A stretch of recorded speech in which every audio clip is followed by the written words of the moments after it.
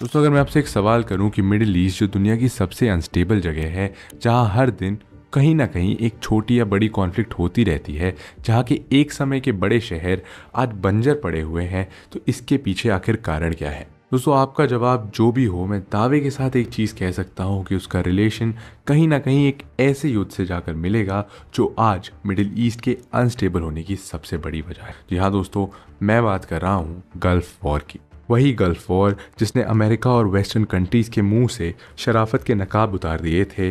Gulf war जिसने पूरी दुनिया को ये रियलाइज़ करा दिया था कि वो चाहे जितनी भी आगे बढ़ जाए, रहेगी मिडिल ईस्टर्न ऑयल की गुलाम ही। गल्फ वॉर जिसने सद्दाम हुसैन जैसे तानाशाह की कब्र खोद डाली। गल्फ वॉर जिसने मॉडर्न डे जियोपॉलिटिक्स के पैमाने बदल दिए। और गल्फ वॉर जिसने बता दिया कि दोस्ती और दुश्मनी कुछ भी परमानेंट नहीं होती है। और दोस्तों, अगर हम गल्फ वॉर को नहीं समझ पाए तो ना तो हम present day middle eastern crisis को समझ पाएंगे, ना तो हम ये समझ पाएंगे कि इराक जो कभी इतना समृद्ध देश हुआ करता था, वो कैसे आज आतंकवादी संगठनों का गढ़ बन गया है।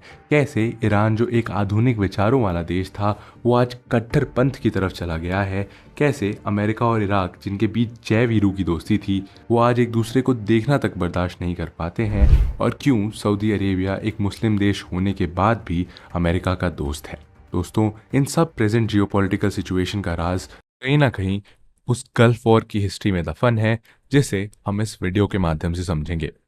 दोस्तों, इस सिंगल वीडियो के माध्यम से हम उन मेजर कंट्रीज की हिस्ट्री की सबसे बड़ी मिडिल ईस्टर्न वॉर यानी गल्फ वॉर को अंजाम दिया। दोस्तों, मैं जानता हूं कि मिडिल ईस्ट के नाम पर ज़्यादातर लोग सिर्फ इसराइल पैलेस्टाइन वॉर को ही जानते हैं, बट बिलीव मी, वो पूरी हिस्ट्री का 20% भी नहीं है। मैं दावे के साथ ये कह सकता हूँ, ये वीडियो आपको मिडिल ईस्ट और इससे जुड़ी जियोपॉलिटिक्स का मास्टर बना देगी। तो इस सीरीज को एंड तक जरूर देखिए। और चलिए अब आगे बढ़ते हैं इराक के साथ। दोस्तों, गल्फ वॉर के मेजर प्लेयर्स की बात करें तो इसमें Iraq, Iran, Kuwait, Saudi Arabia, America और इसके अलावा 35 और कंट्रीज इन्वॉल्व थी। इराक और ईरान इस पूरे युद्ध के सेंटर पॉइंट्स थे और इन दोनों देशों की आपसी टसल ने ही कहीं ना कहीं गल्फ वॉर की नींव रखी थी। इसीलिए अगर गल्फ वॉर को समझना है तो सबसे पहले इन दोनों देशों की 20th सेंचुरी की हिस्ट्री और जियोपॉलिटिक्स को समझना होगा। ये समझना होगा कि कैसे वेस्टर्न ताकतों ने तेल के लालच में इन दोनों देशों में ऐसे पॉलिटिकल षड्यंत्रों को फंड किया जो आगे जाकर गल्फ वॉर की फाउंडेशन बनी। तो चलिए सबसे पहले शुरू करते हैं इराक की बेसिक हिस्ट्री और उसकी जोग्राफिकल लोकेशन से। दोस्तों, इराक के नॉर्थ में टर्की, ईस्ट में ईरान, साउथ ईस्ट में कुवैत, साउथ में सऊदी अरेबिया, साउथ वेस्ट में जॉर्डन और वेस्ट में सीरिया आता है। इराक की ज्योग्राफी इसे पर्शियन गल्फ में इजी एक्सेस देती है, जिसकी वजह से ये देश जियोपॉलिटिकली काफ़ी सिग्निफिकेंट हो जाता है। और इराक जो ज्योग्राफिकली काफ़ी रिच है, उसकी हिस्ट्री भी कहीं ना कहीं उतनी ही रिच है। इराक न केवल इनिशियल सिविलाइजेशंस जैसे अकेडियंस, बेबीलोनियंस और एसिरियन सिविलाइजेशंस का बर्थ प्लेस है, बल्कि यहीं पर राइटिंग, लॉ, मैथमेटिक्स और गवर्नेंस जैसी फील्ड्स की फाउंडेशन रखी गई थी। अब चाहे वो सिकंदर का आक्रमण हो या फिर इस्लामिक खलीफा और ऑटोमन एम्पायर का शासन, इराक ने हमेशा से ही कभी राइज तो कभी फॉल देखा है। अपने इस्लामिक गोल्डन एरा के समय इराक ने ऐसे कई स्कॉलर्स, फिलोसोफर्स और साइंटिस्ट को नर्चर किया था, जिन्होंने आगे चलकर मेडिसिन, एस्ट्रोनॉमी और लिटरेचर में दुनिया को एक नई दिशा दी। कुल मिलाकर इराक को अपने पूर्वजों द्वारा एक गर्व कराने लायक इतिहास मिला। लेकिन 20th सेंचुरी की शुरुआत में कुछ ऐसा हुआ जिसने इराक की तकदीर को पलट कर रख दिया। अब 20th सेंचुरी में किसी भी देश में टर्बुलेंस आए और इन टर्बुलेंसेस को लाने में ब्रिटिशर्स की भूमिका ना हो, ऐसा भला कैसे हो सकता है? और इराक में भी ऐसा ही कुछ हुआ। और वर्ल्ड वॉर 1 खत्म होने के बाद जब ऑटोमन एम्पायर ताश के पत्तों की तरह बिखर गया, तो इसके बाद इराक 1921 में ब्रिटिशर्स के कंट्रोल में आ गया। उन्होंने अपने कठपुतली राजा किंग फैजल 1 को गद्दी पर बिठाया और इराक में हैशेमाइट मोनार्की को एस्टैब्लिश कर दिया। इराक को अपने कंट्रोल में लेने के बाद ब्रिटिशर्स ने यहाँ भी वही किया जो उन्होंने इंडिया और अपनी बाकी कॉलोनीज में किया था, एक्सप्लॉयटेशन यानी कॉलोनीज के संसाधनों का दोहन। और दोस्तों, ये वही समय था जब दुनिया भर में पेट्रोलियम के भंडार खोजे जा रहे थे और जर्मनी, ब्रिटेन, रूस और अमेरिका जैसी महाशक्तियों को मालूम था कि अगर उन्हें दुनिया में अपनी बादशाहत कायम रखनी है तो उन्हें पेट्रोलियम पर अपना कंट्रोल एस्टैब्लिश करना होगा। और यहीं पर ब्रिटिशर्स के लिए एक सोने पर सुहागा की बात यह रही कि 1927 में उनकी कॉलोनी इराक के शहर किरकुक में पेट्रोलियम के भंडार खोज लिए गए, क्योंकि ब्रिटिशर्स की नज़र हमेशा से ही एक पैरासाइट की तरह कॉलोनीज के संसाधनों और पैसों पर ही रही, तो ब्रिटिशर्स की उन देशों में गवर्नेंस चलाने में बिल्कुल रुचि नहीं थी। इसीलिए उन्होंने 1932 में इराकी पेट्रोलियम के एक्सप्लोरेशन राइट्स और दर्जन भर इकोनॉमिक ट्रीटीज जो ब्रिटिशर्स के पक्ष में थी उस पर किंग फैजल द फर्स्ट की साइन कराकर इराक को इंडिपेंडेंस दे दी। इराक को इंडिपेंडेंस दिलाकर फैजल द फर्स्ट को ये लगा कि उन्होंने वीरता के झंडे गाड़ दिए हैं, लेकिन उन्हें ये नहीं मालूम था कि उनका ये फैसला आगे आने वाले समय में मोनार्की के लिए काल बनकर आने वाला था। ब्रिटिशर्स इराकी पेट्रोलियम और संसाधनों पर गिद्ध की तरह टूट पड़े और इराकी इंडिपेंडेंस 1932 से लेकर 1958 तक हैशमाइट मोनार्की के 3 शासक किंग फैजल द फर्स्ट, गाजी और किंग फैजल द सेकेंड आए, जिनके काल में अंग्रेजों ने इराक को खूब लूटा और यहाँ के अमीरों और गरीबों के बीच का फासला बढ़ने लगा। देश में पेट्रोलियम से पैसा आ रहा था बट वो नीचे तक अच्छे से डिस्ट्रीब्यूट नहीं हो पा रहा था और लोग ब्रिटिश कंट्रोल मोनार्की से बिल्कुल खुश नहीं थे। इराक की फॉरेन पॉलिसी हो या इकोनॉमिक पॉलिसी, इनमें ब्रिटिश इन्फ्लुएंस लोकल लोगों को बिल्कुल पसंद नहीं था और धीरे धीरे हैशमाइट मोनार्की के खिलाफ इराक में विद्रोह के स्वर तेज हो गए और आए दिन रैलीज और प्रोटेस्ट होने लगे और धीरे धीरे लोगों में आक्रोश बढ़ने लगा। और इन दी एंड इस आक्रोश का फायदा 14 जुलाई 1958 को इराक के मिलिट्री ऑफिसर अब्दुल करीम कासिम ने उठाया, जब उन्होंने किंग फैजल द सेकेंड का तख्ता पलटकर इराक को एक मोनार्की से रिपब्लिक कंट्री बना दिया और इसी दिन को 14th रेवोल्यूशन का नाम दिया गया। अब्दुल करीम कासिम इराक के पहले प्रधानमंत्री बने, लेकिन हर देश हमारे देश भारत जैसा नहीं होता। गणतंत्र को लाने और गणतंत्र को बनाए रखने में जमीन आसमान का फर्क होता है और मैं ये बात इसीलिए कह रहा हूँ क्योंकि कासिम के प्रधानमंत्री बनते ही उसके खिलाफ षड्यंत्र रचने और उसके अपने ही गुट में बगावत के स्वर गूंजने लगे। दरअसल मोनार्की को पसंद ना करने वाला इराक में इकलौता कासिम ही नहीं था, इसके अलावा भी ऐसे कई रीजनल प्लेयर्स और पार्टीज थी जो मोनार्की को हटाकर खुद सत्ता का स्वाद चखना चाहती थी। इसीलिए जब कासिम सत्ता में आए तो उनसे एक 22 साल का लड़का जल बुन बैठा और वो पावर हासिल करने के लिए किसी हद तक भी जाने को रेडी हो गया।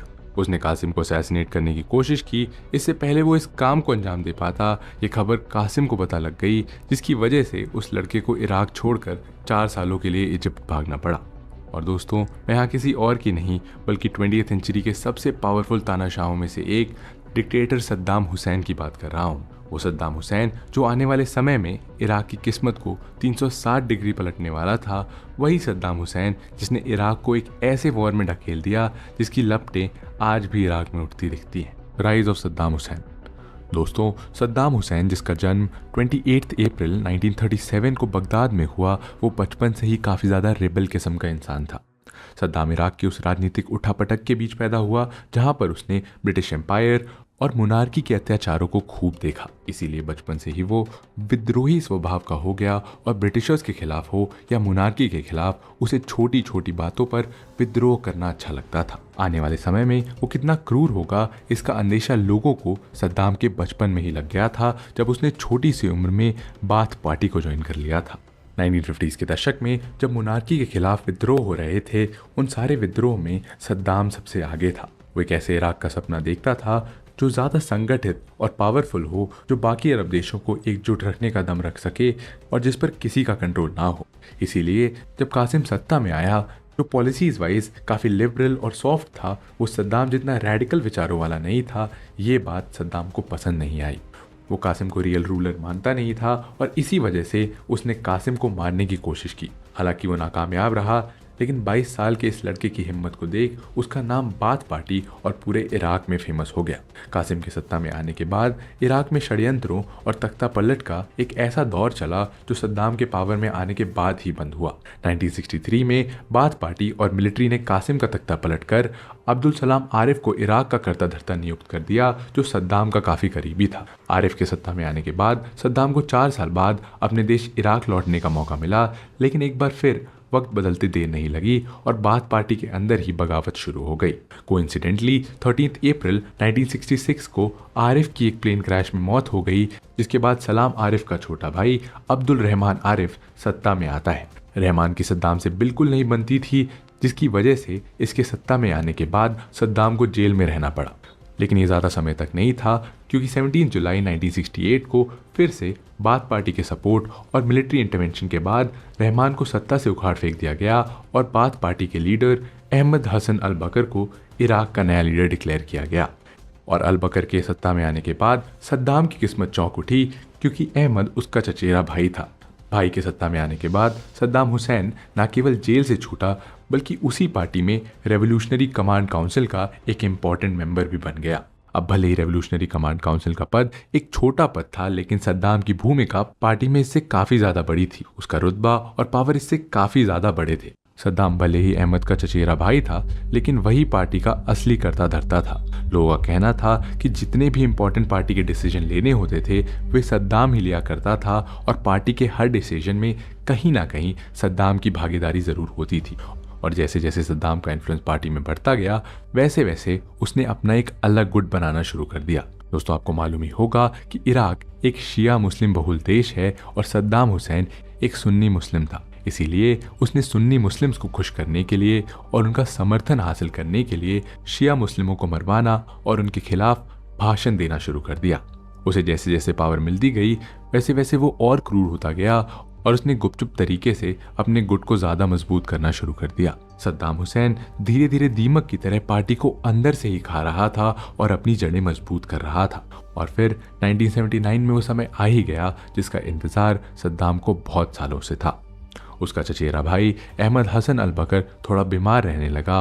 वो अब ऐसी कंडीशन में नहीं था कि एक्टिव पॉलिटिक्स में इन्वॉल्व हो सके, और यहाँ सद्दाम हुसैन ने मौके का फायदा उठाते हुए पार्टी में अपना नाम आगे करना शुरू कर दिया और इन दी एंड अहमद को सत्ता से हटाकर खुद इराक का असली शासक बन बैठा।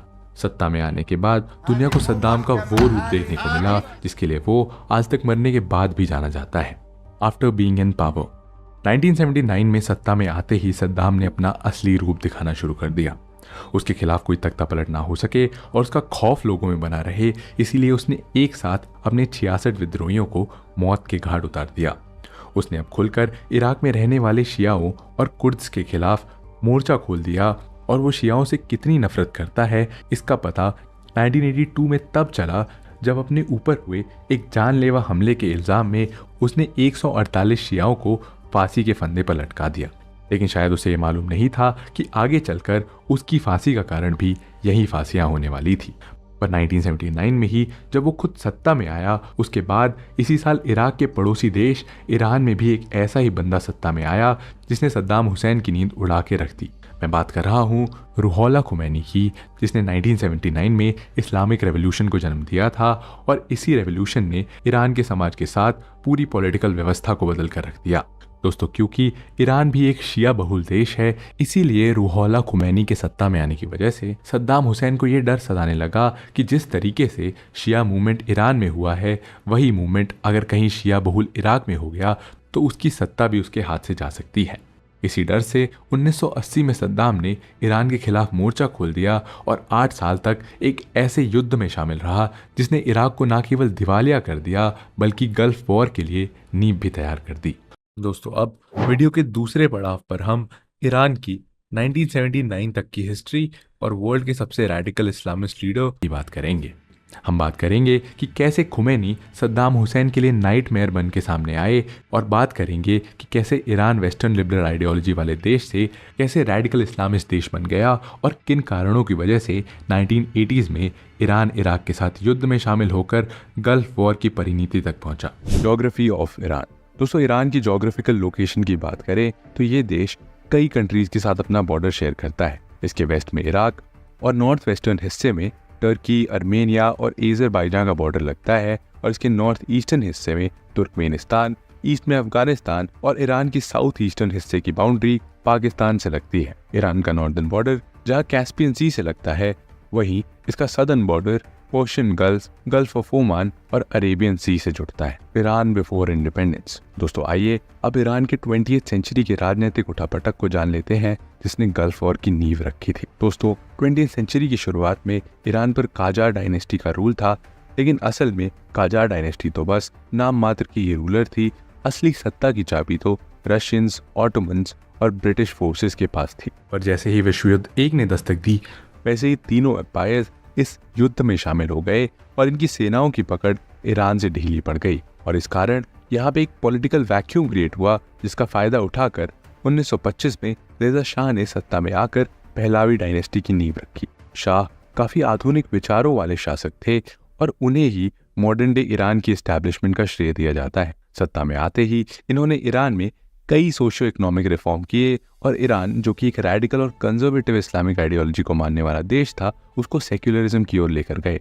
वो रजा शाह ही थे जिन्होंने ईरान में लॉ एंड ऑर्डर और डिसिप्लिन को मेंटेन किया, और इन्होंने ही मॉडर्न अम्यूनिटीज जैसे schools, trains, buses, radios, cinemas और टेलीफोन्स को ईरान में पॉपुलर किया था। इतना ही नहीं दोस्तों, इन्होंने हिजाब की भी खिलाफत की थी, और कुल मिलाकर रजा शाह ईरान का आधुनिकीकरण करना चाहते थे। लेकिन शायद वो जितने अच्छे शासक थे उतने अच्छे राजनीतिज्ञ नहीं बन सके। रजा को उस समय पर होने वाले जियोपॉलिटिक्स की बिल्कुल भी समझ नहीं थी, और जब 1941 में हिटलर की सेनाएं यूरोप में कोहराम मचा रही थी, जर्मन सैनिक सोवियत यूनियन के सिपाहियों के सर धड़ से अलग कर रहे थे, हिटलर को सोवियत यूनियन के साथ चल रहे युद्धों में भारी सफलता मिल रही थी, तब शाह को लगने लगा कि वर्ल्ड वॉर 2 में जर्मनी की जीत होगी, और जीतने पर हिटलर ईरान के बॉर्डर्स की सुरक्षा के लिए अपने फोर्सेस को डिप्लॉय करेगा। इसी उम्मीद के साथ शाह ने ईरान को जर्मनी के खेमे में डाल दिया, और अब जाहिर सी बात थी ब्रिटेन और सोवियत यूनियन का यहाँ पर इनसिक्योर होना। इन दोनों देशों को लगने लगा कि अगर ईरान के ऑयल रिसोर्सेज पर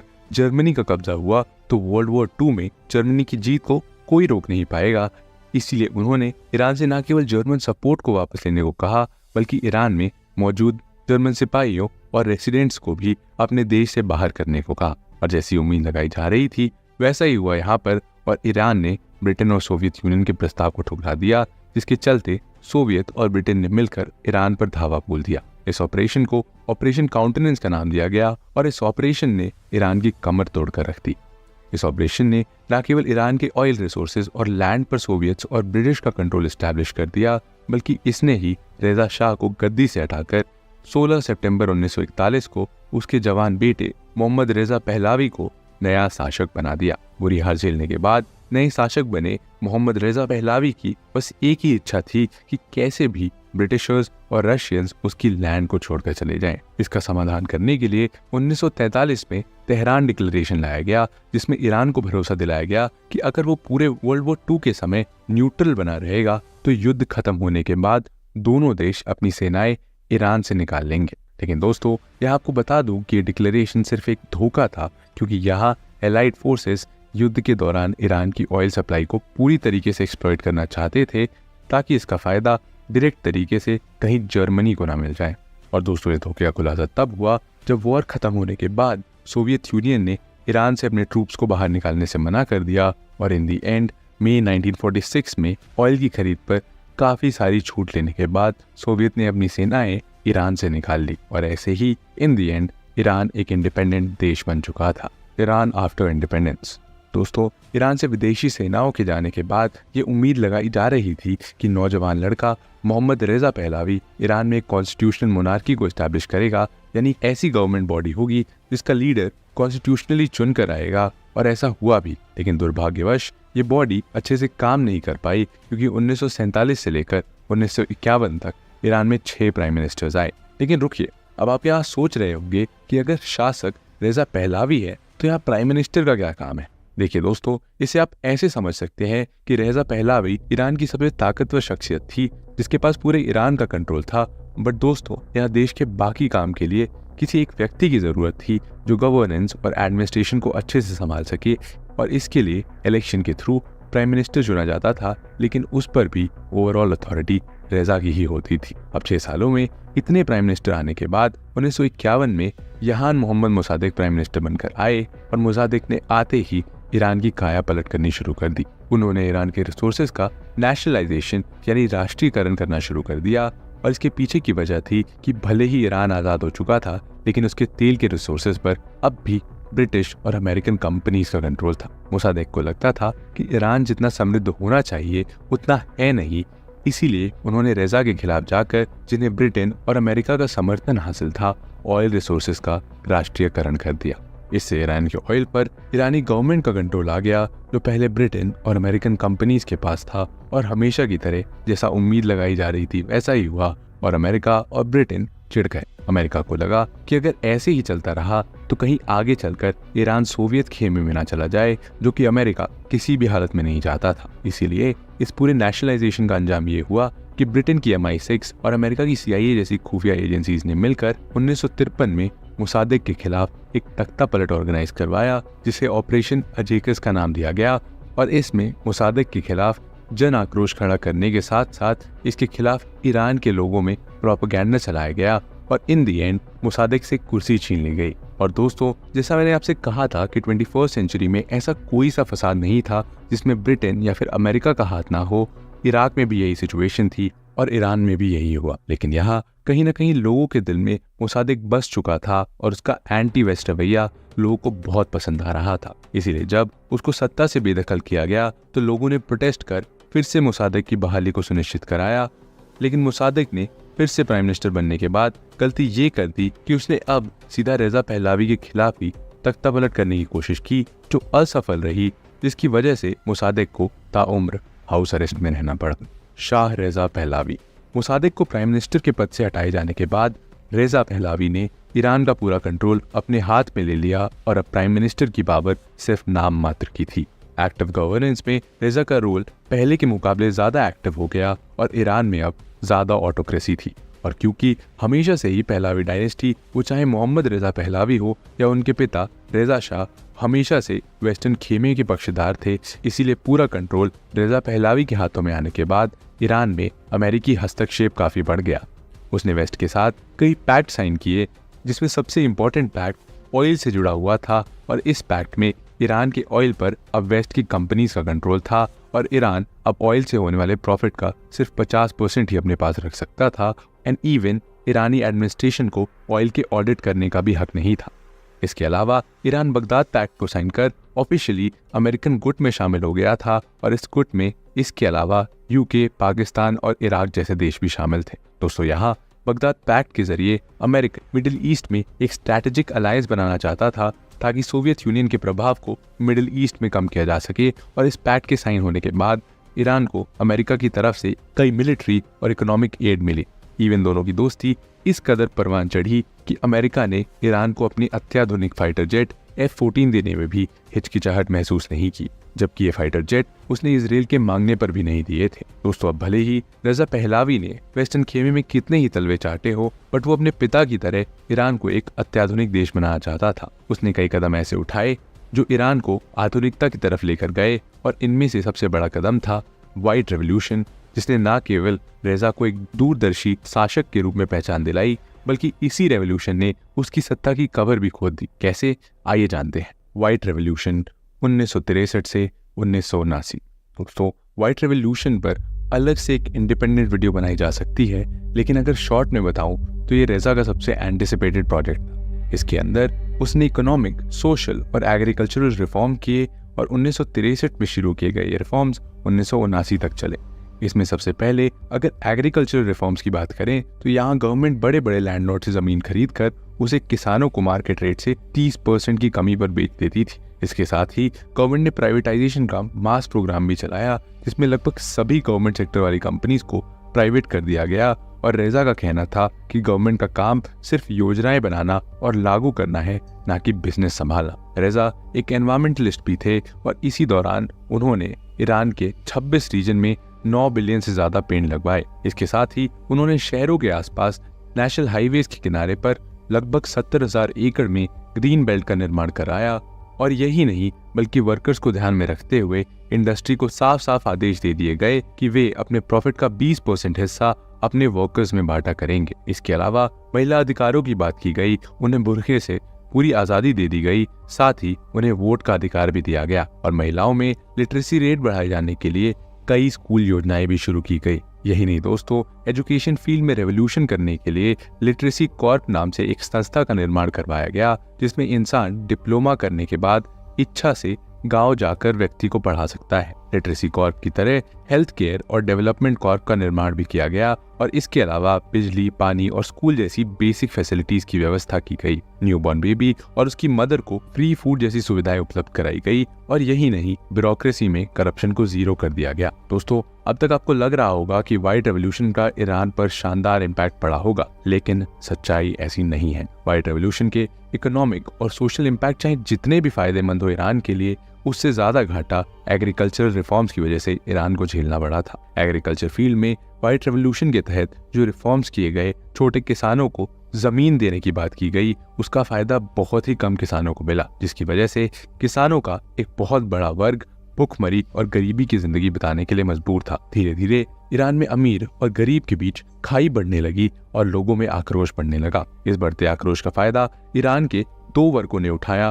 पहले जमींदार और दूसरा वर्ग उलेमा वर्ग यानी धर्मगुरुओं का वर्ग। दोस्तों, व्हाइट रेवोल्यूशन होने के बाद सबसे घाटा इन्हीं दो वर्गों को हुआ था, क्योंकि जमींदारों को अपनी जमीनों से हाथ धोना पड़ा था। वहीं देश में आधुनिकता आने से समाज पर कट्टरपंथी धर्मगुरुओं का प्रभाव कम होने लगा था। उन्हें बिल्कुल पसंद नहीं था कि औरतों को आदमियों के बराबर सम्मान दिए जाए, उन्हें वोटिंग राइट्स दिए जाएं और या उनके साथ प्रॉफिट शेयर किया जाए। उन्होंने व्हाइट रेवोल्यूशन में हुए सुधारों को इस्लाम के खिलाफ बताया और इन्हीं जमींदारों और धर्मगुरुओं ने लोगों में फैले असंतोष का फायदा उठाकर रेजा पहलावी के खिलाफ जन आंदोलन शुरू कर दिया, जिसे ईरानियन रेवोल्यूशन का नाम दिया गया। और इस पूरे रेवोल्यूशन को एक ऐसे धर्मगुरु का नेतृत्व मिला जिसने न केवल रेजा पहलावी की सत्ता उखाड़ कर फेंक दी, बल्कि दुनिया भर में मौजूद सभी मुस्लिम कंट्रीज में भूचाल ला दिया। जी हाँ दोस्तों, मैं बात कर रहा हूँ रूहोल्लाह खुमैनी की। Rise of Ruhollah Khomeini, Iranian revolution. दोस्तों, रूहोल्लाह खुमैनी का जन्म 1902 में ईरान के खामिया शहर में हुआ था। खुमैनी जो एक कट्टरपंथी शिया धर्मगुरु थे, वो हमेशा से ही ईरान के इंटरनल मैटर्स में वेस्टर्न हस्तक्षेप के बिल्कुल खिलाफ थे। खुमैनी ईरान में शरिया लॉ पर आधारित एक गवर्नमेंट बनाना चाहते थे और 1963 में जब व्हाइट रेवोल्यूशन अनाउंस किया गया, तब खुमैनी ने इसका खुलकर विरोध किया। उन्होंने व्हाइट रेवोल्यूशन को इस्लाम विरोधी बताकर ईरान के सभी उलेमा वर्ग को अपनी तरफ खींच लिया और इस रेवोल्यूशन को बॉयकॉट करने की शुरुआत कर दी। रजा के खिलाफ अब प्रोटेस्ट सड़कों पर आने शुरू हो गए और 3 जून 1963 को खुमैनी ने जब रजा की तुलना शिया कम्युनिटी में तानाशाह माने जाने वाले खलीफा यजीद से कर दी, तब ईरान में रजा की इमेज को भारी नुकसान पहुंचा, जिसके चलते खुमैनी को 1 साल के लिए हाउस अरेस्ट में डाल दिया गया। और हाउस अरेस्ट में जाने से खुमैनी के समर्थकों ने दंगे शुरू कर दिए, जिसमें 400 लोगों की मौत हो गई। हाउस अरेस्ट से निकलने के बाद 26 अक्टूबर 1964 में खुमैनी ने रेजा को एक बार फिर भाषणों में घेर दिया और उसे यूनाइटेड स्टेट्स और इसराइल का पपेट बता दिया। ये बात रेजा को बिल्कुल पसंद नहीं आई और उन्होंने प्राइम मिनिस्टर हसन अली मंसूर को खुमैनी के पास भेजा ताकि वे उन्हें पब्लिकली माफी मांगने के लिए मना सके। परंतु खुमैनी ने हसन अली की इस सिफारिश को सिरे से मना कर दिया और यहाँ गुस्से में आकर हसन ने खुमैनी को एक जोरदार थप्पड़ जड़ दिया। ताज्जुब की बात यह है कि इस इंसिडेंट के ठीक 2 महीने बाद मंसूर जब अपने काम से पार्लियामेंट जा रहा था, तब उसको मौत के घाट उतार दिया गया और यहाँ से धीरे धीरे खुमैनी का प्रभाव ईरान में बढ़ रहा था। रेजा को अपनी सत्ता का डर सताने लगा और इसीलिए उसने खुमैनी को देश निकाला दे दिया, यानी उसको निर्वासन में भेज दिया। अपने निर्वासन के दिनों में खुमैनी इराक, तुर्की और एंड के दिनों में फ्रांस में रहा। लेकिन दोस्तों, निर्वासन में रहने के बावजूद खुमैनी ईरान में एक कल्ट फिगर बन चुका था। उसकी रेडिकल स्पीचेस की कैसेट ईरान की हर मस्जिद, गली और नुक्कड़ में मिल जाती थी और उसने धीरे धीरे ईरान में एक ऐसे रेडिकल कंजर्वेटिव धड़े को खड़ा कर दिया जो उसके लिए कुछ भी करने के लिए तैयार था। एक रिपोर्ट के अनुसार देश के बाहर रहने के बाद भी खुमैनी का कंट्रोल ईरान की 30,000 से ज्यादा प्रॉपर्टीज पर था और ईरान का उलेमा वर्ग उसके पूरे कंट्रोल में था। लेकिन इसके बाद भी रेजा ईरान को अपने कंट्रोल में रखे हुए था। वजह थी American backed internal security service सेवक, जो कि बहुत ही वायलेंटली विद्रोह को कुचल दिया करती थी। 1975 आते आते शाह ने अपने खिलाफ हो रहे विद्रोह को कुचलने के लिए न केवल प्रोटेस्ट पर बैन लगाया, बल्कि ऑपोजिशन पार्टी पर भी बैन लगा दिया और सभी लीडर्स को जेल में ठूसा गया। इसके साथ साथ सेंसरशिप भी लगा दी गई और इससे लोगों में आक्रोश और बढ़ने लगा। उनका गुस्सा 6 जनवरी 1978 को तब फूटा जब गवर्नमेंट ने खुमैनी के खिलाफ एक आर्टिकल लिखा जिससे प्रोटेस्ट भड़क उठा, लेकिन एक बार फिर निर्ममता पूर्वक विद्रोह को कुचल दिया गया। इस कार्रवाई में सैकड़ों लोग मारे गए और यहाँ अमेरिका ने फिर इंटरफेयर किया और उसके इंटरफेयर करने के बाद सितंबर 1978 में ईरान में मार्शल लॉ लगा दिया गया। आखिरी चोट रेजा की सत्ता पर दिसंबर 1978 में मुहर्रम के दिन लगी। ईरान जो एक शिया बहुल देश है, यहाँ मुहर्रम साल का सबसे मेन इवेंट होता है। इसीलिए इस दिन जब लोग मुहर्रम के जुलूस के लिए बाहर निकले, तब एक मास प्रोटेस्ट शुरू हो गया जो हफ्तों तक चला। अब रेजा की पकड़ इन प्रोटेस्ट पर कमजोर हो गई और जब वो 16 जनवरी 1979 को अमेरिका अपने कैंसर के इलाज के लिए गया, तब लोगों को लगा कि रेजा देश छोड़कर भाग गया है और अमेरिका का पपेट है। उनका ये शक कहीं ना कहीं सही भी निकला और रेजा के ईरान छोड़ते ही 2 हफ्ते बाद 1 फरवरी 1979 को रूहोल्लाह खुमैनी वापस अपने वतन लगभग 14 साल बाद आया, जहां उसका इंतजार एयरपोर्ट पर लगभग 5 लाख से ज्यादा लोग कर रहे थे।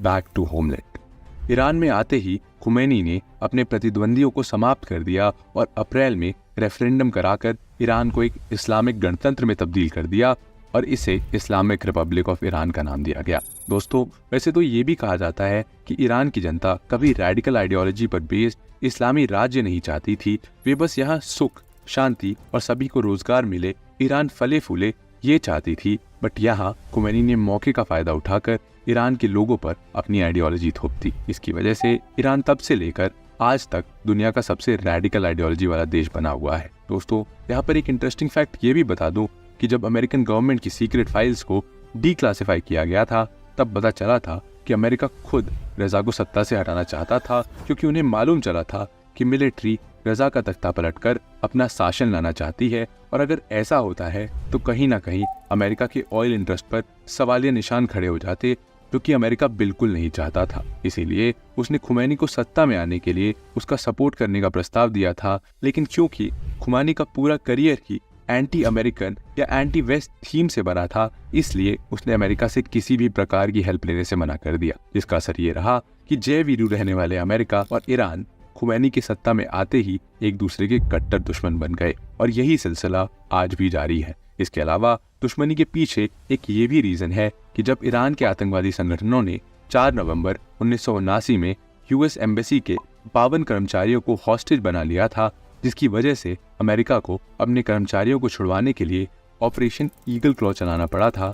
लेकिन यह ऑपरेशन असफल रहा और कर्मचारियों को लगभग 400 दिन तक ईरान में कैदी बनकर रहना पड़ा था। कंक्लूजन, दोस्तों, खुमैनी के सत्ता में आने के बाद ही मिडिल ईस्ट में एक ऐसे टाइम बॉम्ब का बटन दब चुका था जो कभी भी फट सकता था। क्यों? क्योंकि 1979 में जहां ईरान में खुमैनी आया, वहीं इसी साल ईरान के पड़ोसी देश इराक में सद्दाम हुसैन आया और इन दोनों तानाशाहों में कुछ चीजें कॉमन थी, जैसे कि दोनों ही निर्दयी, कट्टर और खूंखार थे और सद्दाम जहां कट्टर सुन्नी था, वहीं खुमैनी कट्टर शिया थे, जिसके चलते दोनों में टसल होनी लाजमी थी। और दोनों के सत्ता में आने के बाद जो टाइम बॉम्ब शुरू हुआ था वो 1 साल के भीतर ही फट गया और इराक ईरान के बीच 8 साल चले इस लंबे युद्ध की शुरुआत हो गई, जिसने इराक को कंगाल कर उसे गल्फ वॉर की ओर धकेल दिया। अब हम वीडियो के तीसरे पड़ाव में ईरान और इराक युद्ध के बारे में बात करेंगे। Reason behind Iraq Iran war. दोस्तों, इराक ईरान वॉर जिसने लगभग 10 लाख लोगों को मौत के मुंह में ढकेल दिया था, आखिर ये हुई क्यों? सबसे पहले हम यही जानना शुरू करते हैं। दोस्तों, इस युद्ध के होने के पीछे वैसे तो कई सारे कारण हैं, लेकिन अगर इसके सबसे बड़े कारण की बात की जाए तो वो है इराक और ईरान के बीच कई सालों से चला आ रहा टेरिटोरियल डिस्प्यूट। दोस्तों, दरअसल इराक और ईरान जो एक दूसरे के पड़ोसी देश हैं, दोनों देश एक साथ शत अल अरब नाम की लगभग 200 किलोमीटर लंबी नदी को शेयर करते हैं। ये नदी यूफ्रेट्स और टिग्रिस नदी के संगम पर बनती है, जिसका मोस्टली हिस्सा इराक में आता है। शत अल अरब इराक से होकर ईरान के बॉर्डर को टच करते हुए पर्शियन गल्फ में जाकर मिलती है और अगर इसे व्यापार की दृष्टि से देखें तो ये नदी मिडिल ईस्ट में काफी इंपॉर्टेंट रोल प्ले करती है। यही वजह थी कि हमेशा से इराक और ईरान दोनों देशों में इस नदी पर अपने कंट्रोल को लेकर डिस्प्यूट होते रहे हैं। इन डिस्प्यूट्स को एंड करने के लिए 1937 में दोनों देशों के बीच एक ट्रीटी हुई, जिसमें ईरान को अपने ऑयल टैंकर्स और सामान की आवाजाही के लिए इराक को टैक्स देना। ये डील लंबे समय तक चली, लेकिन जब 1959 में रेजा पहलावी ने ईरान की कमान अपने हाथों में संभाली, तब उन्होंने 1937 में हुए एग्रीमेंट को बचकाना बताकर इराक को टैक्स देने से मना कर दिया। यहाँ इराक ने ईरान का विद्रोह किया, उसे धमकाया और बोला कि अगर वो टैक्स नहीं देता है तो अंजाम भुगतने के लिए तैयार रहे। लेकिन 1950 के दशक में इराक की ऐसी हालत नहीं थी कि वो सच में ईरान पर हमला कर सके, क्योंकि ये वही समय था जब ईरान के सर पर अमेरिका का हाथ हुआ करता था। और जैसा कि अभी हमने वीडियो में चर्चा की थी कि 1950 के समय ईरान जहां रेजा पहलावी के राज में स्टेबल हो चुका था, वहीं इराक में एक के बाद एक तख्ता पलट हो रहे थे। इसीलिए जहर का घूंट पीते हुए इराक ने ईरान की बात मान ली, जिससे कहीं ना कहीं दोनों देशों के बीच की खटास और बढ़ गई और दोनों के बीच में युद्ध होने के पीछे ये एक बड़ी वजह थी। इसके अलावा दोनों देश हमेशा से एक दूसरे के इलाकों में विद्रोही गुटों को फंड किया करते थे और इराक जो कम्युनिटीज के मामलों में काफी डाइवर्स कंट्री है, इसके नॉर्दर्न हिस्से में कुर्दिश लोग रहा करते थे और अब ईरान ने यहाँ के कुर्दिश लोगों को फंड कर उन्हें सैन्य सहायता मुहैया कराकर उनसे इराक के नॉर्दर्न हिस्से में बगावत के बिगुल बजवाता था, जिसे शांत करने में इराक का काफ़ी पैसा और एनर्जी खर्च होती थी। दोस्तों यहाँ पर मैं आपको एक इंटरेस्टिंग फैक्ट और बताता हूँ कि कुर्दिश रेबल्स को अकेले ईरान से ही फंडिंग नहीं मिलती थी, बल्कि ईरान का सपोर्ट करते हुए रेबल्स को अमेरिका की CIA और इसराइल की मुसाद भी फंड किया करती थी, ताकि इराक का मिडिल ईस्ट में इन्फ्लुएंस कम किया जा सके। और इसी वजह से इराक ईरान से नफरत किया करता था।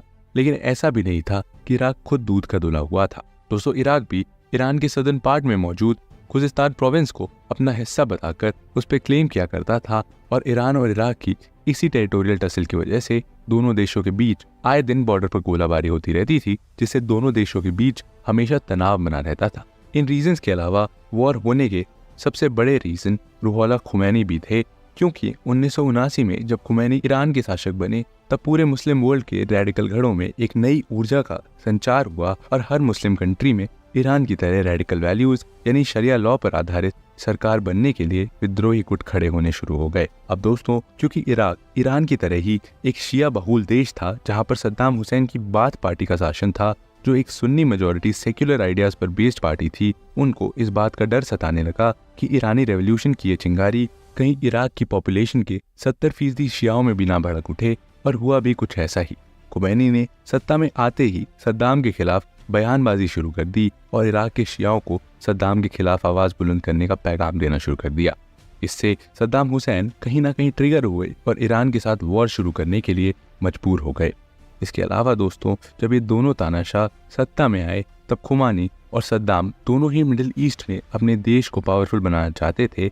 और यही नहीं, दोनों की नजरें एक दूसरे के ऑयल रिसोर्सेज पर भी थी, जहां ईरान का खुजिस्तान प्रोविंस और इराक का बसरा रीजन ऑयल रिजर्व से भरा हुआ था, जिसको दोनों ही देश एक दूसरे से हथियाना चाहते थे। तो दोस्तों इन रीजंस की वजह से कहीं ना कहीं इराक और ईरान में सालों से टसल चलती आ रही थी। और इसीलिए जब 1979 में सद्दाम और खुमानी सत्ता में आए, तब दोनों देशों के बीच इतिहास और सद्दाम एवं खुमानी के क्रूर रवैये को देखते हुए लोगों ने इराक और ईरान के बीच युद्ध का अनुमान ऑलरेडी लगा लिया था।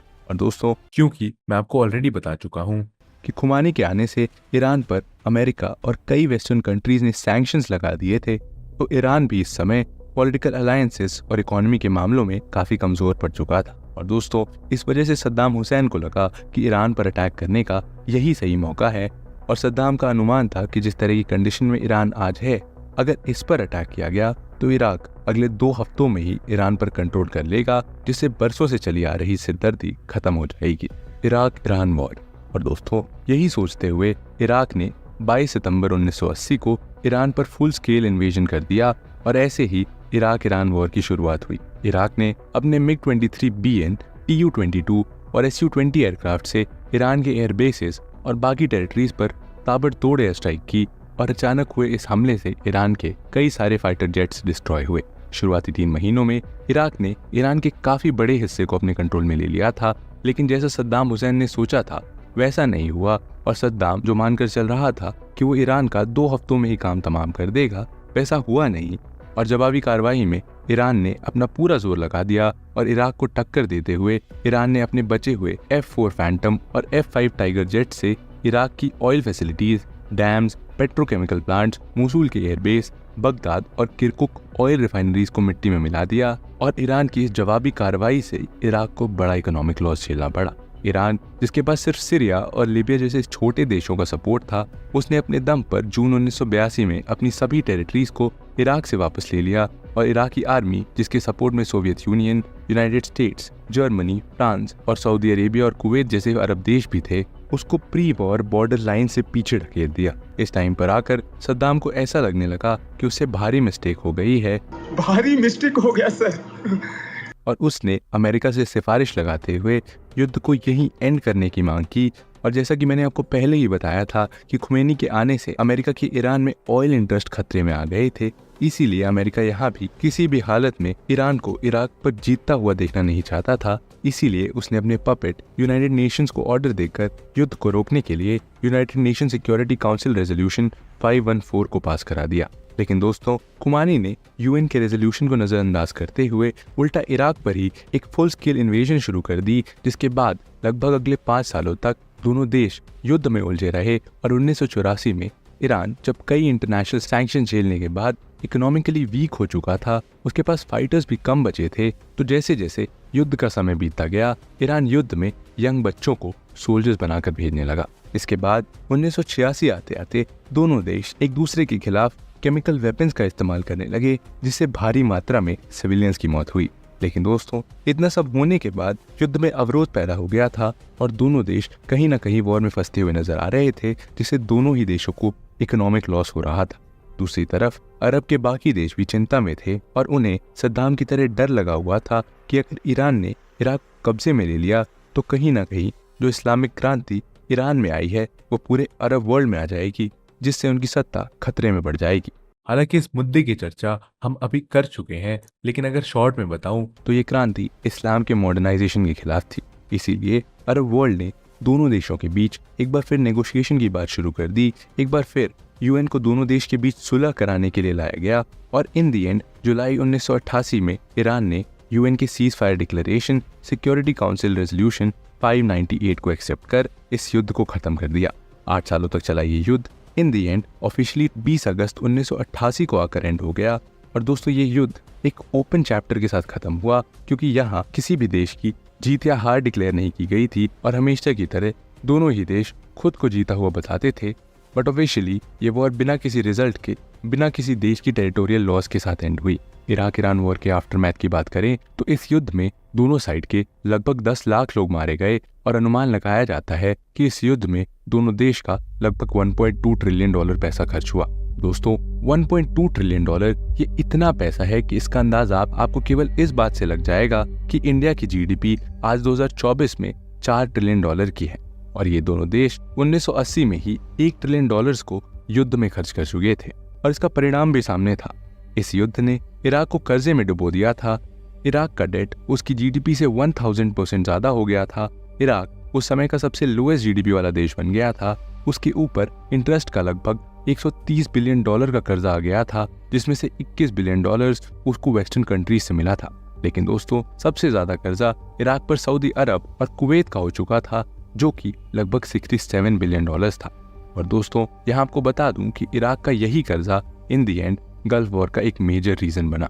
इराक ऑलरेडी कमजोर हो चुका था और बाकी रही कसर यूनाइटेड नेशंस ने इराक के ऊपर 200 बिलियन डॉलर्स का फाइन लगाकर पूरी कर दी, जो इराक को इन्वेजन के विक्टिम्स को एज अ कॉम्पनसेशन देने थे। कुल मिलाकर इराक ईरान वॉर जो लगभग 8 सालों तक चला, जब ये वॉर खत्म हुआ तब इन दी एंड किसी भी देश को कुछ भी हासिल नहीं हुआ था। उल्टा दोनों ही देश भारी कर्जे में डूब गए। ईरान, जिसकी सैंक्शन के चलते पहले ये हालत खराब थी, उसने तो कैसे भी करके इस सिचुएशन को हैंडल कर लिया।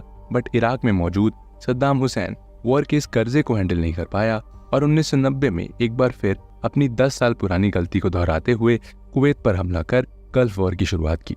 रीजंस। वीडियो के सबसे आखिरी पड़ाव पर आइए हम सबसे पहले उन रीजन के बारे में जान लेते हैं जिसकी वजह से सद्दाम हुसैन कुवैत पर हमला करने के लिए मजबूर हो गया और उसने गल्फ वॉर की शुरुआत कर दी। Number 1, Iraq economic struggles. देखिए दोस्तों, कुवैत पर हमला करने के पीछे अगर कोई सबसे बड़ा रीजन था तो वो था डेट, यानी कर्जा। दोस्तों, कर्जा जो जनरली कई घरों को बर्बाद कर देता है, इराक को बर्बाद करने के पीछे भी इसी कर्जे का हाथ था। वैसे तो इसकी चर्चा हम अभी कर चुके हैं, बट अगर शॉर्ट में रिकैप करूं तो इराक जो ईरान के साथ 8 साल युद्ध में लगा रहा, इस युद्ध से उस पर बिना इंटरेस्ट के लगभग 130 बिलियन डॉलर्स का कर्जा हो गया और इस कर्जे में सबसे ज्यादा हिस्सा 67 बिलियन डॉलर्स के साथ सऊदी अरेबिया और कुवैत का था। अब जब सद्दाम हुसैन ने कुवैत और सऊदी अरब से उसका कर्जा माफ करने की रिक्वेस्ट की तो दोनों देशों ने इस रिक्वेस्ट को साफ तौर पे खारिज कर दिया। अब यहाँ पर सद्दाम के पास 2 रास्ते थे, जिसमें या तो वो आराम से शांति के साथ सालों मेहनत से काम कर इस कर्जे को चुका सकता था, या फिर इन दोनों ही देश जो आकार और फोर्स में इराक से छोटे थे उन पर धावा बोलकर न केवल अपने कर्जे को माफ करा लेता बल्कि उनके ऑयल रिसोर्सेज भी लूट लेता। और यहाँ पर वही हुआ जिसका डर था। सद्दाम को दूसरा रास्ता ज्यादा मुफीद लगा, जिसके लिए उसने सबसे पहले कुवैत को चुना, क्योंकि सऊदी अरब उस समय अमेरिकी खेमे में था और उसे अमेरिका का सपोर्ट हासिल था, तो उस पर अटैक करना इराक के लिए खतरनाक साबित हो सकता था, इसलिए उसने कुवैत को चुना। इसके अलावा पहले कुवैत पर आक्रमण करने के पीछे डेट के साथ साथ सद्दाम हुसैन के पास और भी रीजंस थे, जिनमें से एक था territorial disputes. Reason number 2, territorial disputes and oil reserves. दरअसल दोस्तों, इराक कुवैत को हिस्टोरिकली हमेशा से ही अपनी टेरिटरी का हिस्सा माना करता था और हमेशा से कुवैत पर अपना क्लेम किया करता था। अब ऐसा क्यों, आइए समझते हैं। दोस्तों, ये बात उस समय की है जब ऑटोमन अंपायर का पतन हो रहा था और उस समय कुवैत, जो वैसे तो कभी जोग्राफिकली इराक का हिस्सा नहीं था, बट उस पर कुवैत की रूलिंग डायनेस्टी अल सबा फैमिली का रूल था। और जब मिडिल ईस्ट में ब्रिटिशर्स अपना पैर जमा रहे थे, तब 1899 या 1899 में अल सबा फैमिली ने कुवैत के फॉरेन राइट्स ब्रिटिशर्स को दे दिए थे। वर्ल्ड वॉर 1 के बाद जब ऑटोमन अंपायर बिखर गया, तब इराक एक इंडिपेंडेंट देश बन गया। बट जैसा कि हम हमेशा से कहते हैं कि 20th सेंचुरी में अगर कोई टसल चल रहा हो और वहाँ ब्रिटिशर्स का हाथ ना हो, ऐसा भला कैसे हो सकता है। और यहाँ भी दोस्तों, ब्रिटिशर्स ने ही कुछ ऐसा किया। दरअसल उन्होंने इराक को एक इंडिपेंडेंट स्टेट बनाते हुए कुवैत के बीच एक बाउंड्री लाइन खींचकर कुवैत को एक अलग देश घोषित कर दिया। और अब इराक, जहां पहले से अपनी रीच को पर्शियन गल्फ में बढ़ाने के लिए शत अल अरब नदी के कंट्रोल को लेकर ईरान से लड़ रहा था, वही कुवैत के बन जाने से न केवल उसकी मैरीटाइम बाउंड्री उसके हाथों से चली गई, बल्कि वो ऑलमोस्ट एक लैंडलॉक्ड कंट्री बन गया।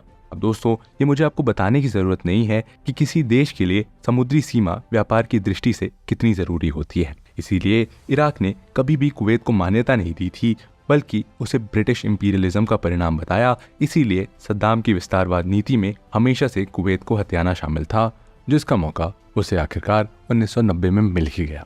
Reason number 3, oil price manipulation. दोस्तों, डेट और हिस्टोरिकल रीजन के अलावा सद्दाम का कुवैत पर अटैक करने के पीछे एक और कारण था, और वो था ऑयल प्राइस मैनिपुलेशन। असल में दोस्तों, सद्दाम न केवल कुवैत द्वारा कर्ज माफ ना करने पर चिढ़ा हुआ था, बल्कि वैश्विक ऑयल प्राइसेस में कुवैत द्वारा किए जा रहे मैनिपुलेशन से भी काफी दुखी था। देखिए दोस्तों, बात ऐसी थी कि ओपेक यानी the organization of petrol exporting country, जिसे Iraq, Iran, Kuwait, Saudi Arabia और वेनेजुएला ने 14 सितंबर 1960 को मिलकर बनाया था, ये संगठन पूरे विश्व की ऑयल प्रोड्यूसिंग कंट्रीज द्वारा प्रोड्यूस किए जा रहे तेल की मात्रा को कंट्रोल करता है, ताकि ग्लोबल ऑयल मार्केट में न केवल ये देश अपना इन्फ्लुएंस मेंटेन कर सके, बल्कि यहाँ से मैक्सिमम प्रॉफिट भी कमा सके। अब वैसे तो मिडिल ईस्ट में इन देशों के पास असीम तेल के भंडार हैं, और अगर इतना सारा तेल एक साथ इन देशों ने निकाल लिया तो सप्लाई ज़्यादा होने से तेल के दाम कम होंगे और इन देशों को घाटा होगा। इसीलिए ओपेक ने 1990s के समय तेल का प्रोडक्शन इतना कर रखा था जिससे इंटरनेशनल मार्केट में उसका प्राइस $18 पर बैरल सेट हो सके और सभी देश प्रॉफिटेबल रहे। बट यहाँ इराक ने कुवैत पर इल्जाम लगाया कि कुवैत जानबूझकर इराक का इकोनॉमिक लॉस करने के लिए तेल का ज़्यादा प्रोडक्शन कर रहा है, जिससे ऑयल प्राइसेस $18 पर बैरल से $10 पर बैरल पहुंच गया है। इससे इराक, जो पहले से भारी कर्जे में डूब रहा था, उसको हर साल लगभग $7 बिलियन का नुकसान झेलना पड़ रहा था, और इस नुकसान की वजह से वो और ज़्यादा कुवैत से किलसा हुआ था। इसके अलावा इराक ने कुवैत पर एक और इल्ज़ाम लगाया कि कुवैत उसके क्षेत्र में पड़ने वाले रुमैला ऑयल फील्ड्स में स्लैंड ड्रिलिंग कर रहा है। अब ये स्लैंड ड्रिलिंग क्या होती है, आइए इसे समझ लेते हैं। दरअसल इसमें दोस्तों, पाइप को बजाय वर्टिकल ड्रिलिंग करने के उसे हॉरिजॉन्टली ड्रिल किया जाता है, और इससे फायदा ये होता है कि अगर आपके पड़ोसी देश में ऑयल का भंडार है तो आप बिना अपनी मशीनों को वहां ले जाएं उनका तेल चुरा सकते हैं, वो भी उनके नोटिस किए बिना। अब दोस्तों, इस क्लेम में कितनी सच्चाई थी ये तो ओपेक ने डिसाइड नहीं किया, बट 26 जुलाई 1990 को ये जरूर डिसाइड किया कि कुवैत को 2 मिलियन बैरल डेली तेल निकालने की जगह उसको कम कर 1.5 मिलियन बैरल्स ऑयल ही निकालना है, जिससे इराक का लॉस ना हो। अब ओपेक के इस फैसले से इराक को ये एश्योरिटी तो मिल गई थी कि यहाँ कुवैत की गलती है, इसीलिए उसने तुरंत कुवैत से $10 बिलियन के खजाने की डिमांड की। बट यहाँ कुवैत ने इराक की इंसल्ट करते हुए सिर्फ $500 मिलियन देने की बात कही, जिससे फ्रस्ट्रेट होकर इराक ने 2 अगस्त 1990 को कुवैत के शहरों पर भारी बमबारी कर गल्फ वॉर की शुरुआत कर दी। Gulf war, invasion of Kuwait. दोस्तों, इराक, जिसके पास 1990s के समय 9,50,000 सैनिकों के साथ दुनिया की चौथी सबसे बड़ी मिलिट्री थी, उसको मात्र 16,000 सैनिकों वाले कुवैत पर कब्जा करने में कुल 2 दिन का समय लगा, और फिर सद्दाम ने यहाँ अपनी puppet government republic of Kuwait को बैठा दिया। Operation desert shield. दोस्तों, अब जैसे ही इराक ने कुवैत पर कब्जा किया, तब पूरा वैश्विक पटल हिल गया, और क्योंकि सद्दाम हुसैन का पुराना ट्रैक रिकॉर्ड अच्छा नहीं था, वो ठीक 10 साल पहले ऐसे ही ईरान पर चढ़ाई कर चुका था, इसलिए उसकी विस्तारवादी नीति को सभी मिडिल ईस्ट के देश अच्छे से समझते थे, और ये बात लगभग तय थी कि कुवैत को हथियाने के बाद नेक्स्ट नंबर सऊदी अरेबिया का आने वाला है। इससे कहीं ना कहीं मिडिल ईस्ट देशों का समूह गल्फ कोऑपरेशन काउंसिल यानी GCC और वेस्टर्न नेशंस चिंता में पड़ गए क्योंकि गल्फ रीजन ऑयल का एक क्रिटिकल सोर्स है जिस पर लगभग पूरी ग्लोबल इकोनॉमी डिपेंड करती है। इसीलिए ऑयल की सप्लाई को मेंटेन करने के लिए यहाँ सद्दाम हुसैन को रोका जाना बहुत जरूरी हो गया था। ऑयल की सप्लाई में किसी भी प्रकार के अवरोध से वेस्टर्न कंट्रीज, पर्टिकुलरली अमेरिका के इकोनॉमिक इंटरेस्ट ताक पर रखे हुए थे। इसीलिए उसने निक फ्यूरी की तरह सद्दाम हुसैन नाम के थैनोस के खिलाफ एक एवेंजर की टीम बनाना शुरू कर दिया। इस ऑपरेशन को ऑपरेशन डेजर्ट शील्ड का नाम दिया गया और इसमें सबसे पहले यूएस ने अपने पपेट यूनाइटेड नेशंस को बोलकर इराक पर ताबड़तोड़ सैंक्शंस लगवाने के लिए कई रेजोल्यूशंस पास कराए। यूनाइटेड नेशन सिक्योरिटी काउंसिल ने रेजोल्यूशन 660 को पास कर इराक द्वारा कुवैत पर किए इस इन्वेजन को कंडेम किया। साथ ही इराक से ये भी बोला कि वो जल्द ही अपनी सेना कुवैत से बाहर निकाले। इतना ही नहीं, इराक का हुक्का पानी बंद करने के लिए रेजोल्यूशन 661 को पास कर इराक पर इकोनॉमिक सैंक्शंस लगाए गए और रेजोल्यूशन 665 के थ्रू इराक के नेवल रूट्स ब्लॉक कर दिए गए। इन दी एंड रेजोल्यूशन 678 को पास कर इराक को 15 जनवरी 1991 तक डेडलाइन दी कि या तो वो जल्दी से कुवैत को खाली करे, नहीं तो सैन्य कार्रवाई के लिए तैयार रहे। और यहाँ यूएन ने जब तक इराक को कुवैत खाली करने का टाइम दिया, तब तक अमेरिका अगस्त 1990 से लेकर जनवरी 1991 तक इराक के खिलाफ एक गुट बनाने में लग गया। और अब वेस्टर्न देश जो पहले से अमेरिका के साथ खड़े थे, उनको लाना अमेरिका के लिए कोई मुश्किल भरा काम नहीं था। इस गुट में सबसे पहले यूनाइटेड किंगडम यानी यूके आया, जिसने बिना किसी सवाल के गुट को ज्वाइन किया। और इसके बाद फ्रांस शामिल हुआ, जिसने इस गुट को अपने ट्रूप्स, एयरक्राफ्ट और नेवल फोर्सेस मुहैया कराए। और तीसरे नंबर पर सऊदी अरब ने ज्वाइन किया, जिसने अमेरिका द्वारा इकट्ठा की गई फोर्सेस को इराक से लड़ने के लिए अपनी ज़मीन प्रोवाइड कराई। इसके बाद ऑब्वियसली कुवैत तो आता ही, साथ ही कनाडा और ऑस्ट्रेलिया ने भी ज्वाइन किया, जिन्होंने गुट को एयरक्राफ्ट और नेवल फोर्सेस प्रोवाइड कराई। लेकिन जितनी आसानी से वेस्टर्न देश इस कोalition में आए, मिडिल ईस्ट के कुछ देशों को सद्दाम के अगेंस्ट करने के लिए अमेरिका को या तो कई षड्यंत्र रचने पड़े या कई झूठे दिलासे देने पड़े। यहाँ इजिप्ट, जिसके प्रेसिडेंट शायद मुबारक थे, उन पर सद्दाम हुसैन का काफ़ी इन्फ्लुएंस था और माना जा रहा था कि मुबारक सद्दाम के पक्ष में अमेरिका के खिलाफ लड़ सकते हैं। लेकिन अमेरिका ने $7 बिलियन का कर्जा माफ करने के लालच में इजिप्ट को अपने खेमे में मिला लिया। इसके अलावा ईरान, जिससे अमेरिका का 36 का आंकड़ा था और जो इराक ईरान वॉर से अमेरिका के सैंक्शंस झेल रहा था, उसको गल्फ वॉर में न्यूट्रल रखने के लिए और ज़रूरत पड़ने पर अमेरिकी खेमे में लाने के लिए $250 मिलियन की इकोनॉमिक एड दिलवाई गई, जिससे इराक ईरान वॉर में डिस्ट्रॉय हुए इंफ्रास्ट्रक्चरल प्रोजेक्ट्स का वो फिर से रीडेवलपमेंट शुरू कर सके। सोवियत यूनियन इस युद्ध में शामिल नहीं हुआ, लेकिन उसने इराक की निंदा की। जापान ने $10 बिलियन, जर्मनी ने $6.6 बिलियन का फंड इस वॉर में दिया। वहीं अर्जेंटीना इकलौती साउथ अमेरिकन कंट्री थी जो गल्फ वॉर में शामिल हुई। इसके अलावा सीरिया को भी शामिल किया गया और सीरिया के राष्ट्रपति हफीज अल असद, जिसको एक समय सद्दाम ने मरवाने की कोशिश की थी, इसका बदला लेने के लिए सीरिया ने अपनी 1 लाख आर्म्ड फोर्सेस अमेरिका को प्रोवाइड कराई। कुल मिलाकर अमेरिका ने इराक के खिलाफ 42 देशों का एक संगठन बना लिया, जिसमें टोटल सैनिक 9,56,000 थे और इन सैनिकों में लगभग 75% सैनिक अमेरिका के थे। इसके बाद अमेरिकी गुट ने कुवैत को इराकी कब्जे से छुड़वाने के लिए एक मौत का खेल शुरू कर दिया, जिसे हम ऑपरेशन डेजर्ट स्टॉर्म के नाम से जानते हैं। ऑपरेशन डेजर्ट स्टॉर्म दोस्तों, अमेरिकन एलाइड फोर्सेस ने 17 जनवरी 1991 को इराक ऑक्यूपाइड कुवैत में भारी बमबारी करनी शुरू कर दी। कई इराकी ठिकानों को मिट्टी में मिला दिया और यहीं पर इराक को लगने लगा था कि वो इस युद्ध में ज़्यादा दिन तक टिक नहीं पाएगा। इसलिए उसने एक चाल चलते हुए इसराइल पर एक के बाद एक 88 मिसाइल्स दाग दी, ताकि इसराइल, जो गल्फ वॉर से बाहर था, वो इराक पर पलटवार करके इस वॉर का हिस्सा बन जाए। ऐसा इराक ने इसलिए किया क्योंकि अगर इसराइल पलटवार करके इस युद्ध का हिस्सा बनता तो इजिप्ट, सीरिया और सऊदी अरेबिया जैसी मिडिल ईस्टर्न कंट्रीज जो इसराइल पैलेस्टाइन कॉन्फ्लिक्ट में हमेशा इसराइल को क्रिटिसाइज करती हैं, उसके अगेंस्ट रहती हैं, वो खुद को अलग कर लेती और इराक को मिडिल ईस्टर्न मुस्लिम देशों से अपने लिए समर्थन जुटाने में आसानी हो जाती। लेकिन अमेरिका भी इराक की इस चाल को अच्छे से समझता था, इसलिए उसने इसराइल को समझाते हुए उसे किसी भी प्रकार का पलटवार करने से मना कर दिया और इराकी ऑक्यूपाइड कुवैत पर हमले और तेज कर दिए। उन्होंने लगातार 5 हफ्तों तक ताबड़तोड़ इराकी ठिकानों पर बमबारी की और जाहिर सी बात है कि ऑलरेडी कमजोर इराक 42 देशों की सेनाओं के आगे आखिर कहाँ ही टिकने वाला था। और इसीलिए इन दी एंड 24 फरवरी से लेकर 28 फरवरी के बीच कोalition फोर्सेस ने कुवैत को इराक से आज़ाद करा लिया। Cease fire and aftermath. दोस्तों, कुवैत को आज़ाद कराने के बाद 3 अप्रैल 1991 को यूएन सिक्योरिटी काउंसिल रेजोल्यूशन 687 पास कराकर परमानेंट सीज फायर का ऐलान कर दिया गया और गल्फ वॉर को एंड किया गया।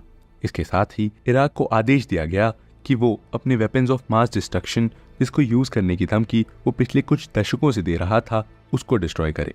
और दोस्तों, युद्ध खत्म होने के बाद इराक, जो गल्फ वॉर के शुरू होने से पहले से ही एक दयनीय कंडीशन में था, वो और ज़्यादा बुरी कंडीशन में आ गया और उसका मोस्टली इंफ्रास्ट्रक्चर युद्ध में तबाह हो चुका था। इस युद्ध के बाद इराक और अमेरिका के बीच 36 का आंकड़ा शुरू हो गया और सद्दाम हुसैन इराक में अब पहले से ज़्यादा क्रूर और ब्रूटल तानाशाह बन गया। अमेरिका से दुश्मनी के चलते 21वीं सदी की शुरुआत में ही अमेरिका ने इराक पर एक बार फिर हमला बोल दिया और यहाँ पर सिविल वॉर छेड़ दी और सद्दाम हुसैन को फांसी पर लटकाकर इराक में एक पॉलिटिकल वैक्यूम क्रिएट कर दिया, जिसे दुनिया की top deadliest terrorist organization ISIS यानी Islamic State of Iraq and Syria ने भरा। आईसिस के आने से आज एक हंसता खेलता देश, जिसका अतीत ज्ञान और धन के भंडारों से भरा रहता था, वो आज आतंकवादियों का ठिकाना बन के रह गया है। और दोस्तों, ये थी हमारी गल्फ वॉर पर बेस्ड एक कंप्लीट वीडियो। कैसी लगी आपको ये पूरी वीडियो? ज़रूर बताइए कमेंट सेक्शन में। इस पूरी वीडियो के सबसे रोचक इंसिडेंट्स आप हमें कमेंट सेक्शन में बता सकते हैं। ऐसे ही और वीडियोस देखने के लिए वर्ल्ड अफेयर्स को ज़रूर सब्सक्राइब करिए। मिलते हैं आपसे ऐसे ही एक और इंटरेस्टिंग वीडियो के साथ। तब तक के लिए जय हिंद।